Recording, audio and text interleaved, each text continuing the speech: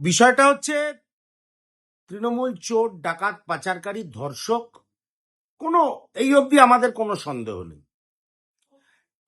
নির্বাচনের পর তৃণমূলের নেতাদের দেখে কিছু মানুষ রিয়্যাক্ট করবেন, এতেও কোনো সন্দেহ নেই, করতেই পারেন, কিন্তু সেটা শালীনতা বজায় রেখে।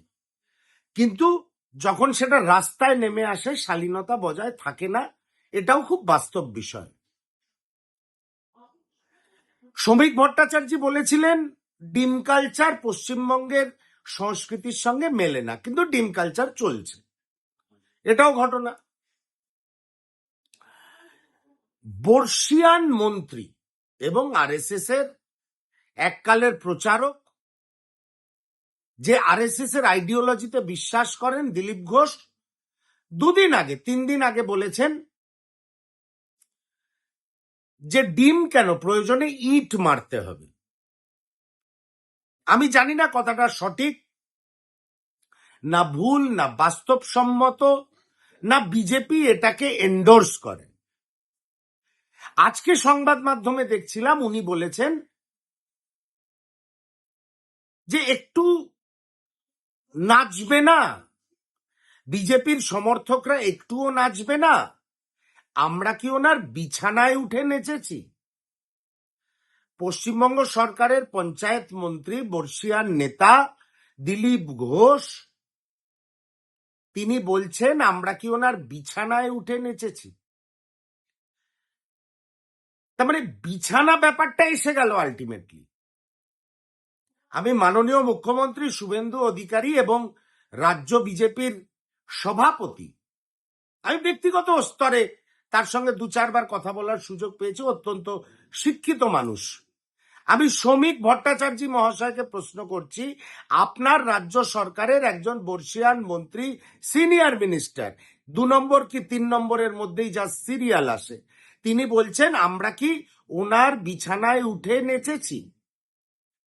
যাকে মিন করে উনি বলেছেন, যাকে মানে করে উনি বলেছেন আমার চেয়ে বেশি ঘৃণা তাকে আর কেউ করেন একজন রাজনৈতিক কর্মী হিসাবে। তারপরেও কি দিলীপ বাবু সেই তথাগত রায় যেরকম বলেছিল কামিনী কাঞ্চনের গল্প, সেই কালচারটা সবার সামনে, বাংলার মানুষের সামনে কি নিয়ে আসতে পারেন?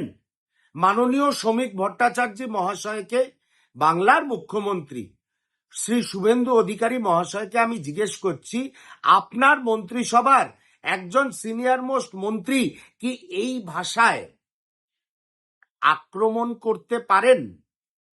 আগামী প্রজন্ম ভারতীয় জনতা পার্টির কাছে কি ভাষা শুনছে, এটা তো বিজেপিকে উত্তর দিতে হবে। তা এই প্রশ্নটা তোলার জন্য আমার উপরেও আপনারা আক্রমণ করতে পারেন, যাতনা করতে পারেন, কিচ্ছু যায় আসে না। কিন্তু শ্রমিক ভট্টাচার্য মহাশয়, শুভেন্দু অধিকারী মহাশয়, আপনারা একটা কথা বলুন, দিলীপ বাবু যে ঢিল ছোড়ার থেকে বিছানার ওপরে নাচা, এই যে পরপর স্টেটমেন্টগুলো দিয়ে যাচ্ছেন, এটা ভারতীয় জনতা পার্টি এবং পশ্চিমবঙ্গের বিজেপির নেতৃত্বের মন্ত্রিসভা এন্ডোর্স করে কিনা? আমি একজন বঙ্গবাসী হিসাবে আপনাদের কাছে প্রশ্ন রাখলাম, এই সংস্কৃতি তাহলে আপনারা কি উপহার দিতে চাইছেন বাংলাকে?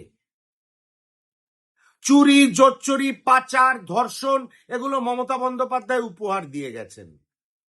এবার কি বিছানায় ওঠার কালচারটা আপনারা উপহার দিতে চাইছেন? আপনাদের বর্ষিয়ান মন্ত্রী, আপনাদের নেতা দিলীপ ঘোষ এই কথা বলছেন।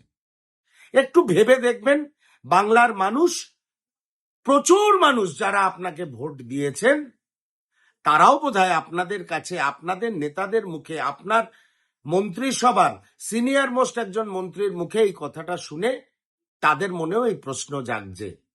আমিও একজন বঙ্গবাসী হিসাবে বাংলার মুখ্যমন্ত্রী এবং বাংলার শাসক দলের সভাপতি শ্রমিক ভট্টাচার্যের কাছে